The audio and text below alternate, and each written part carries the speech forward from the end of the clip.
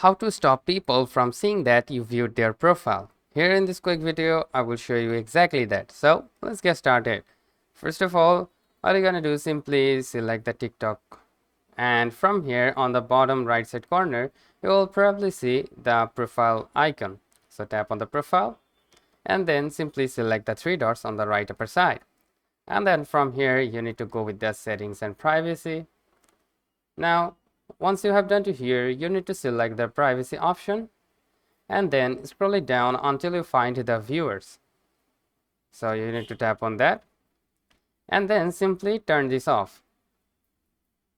If you turn this off, the people you viewed their profile will not get any notification, and also you won't get any notification if someone visited your profile also. So that's how you can simply do it. Hope this video helps you out. If yes, please leave a like and have a very good day.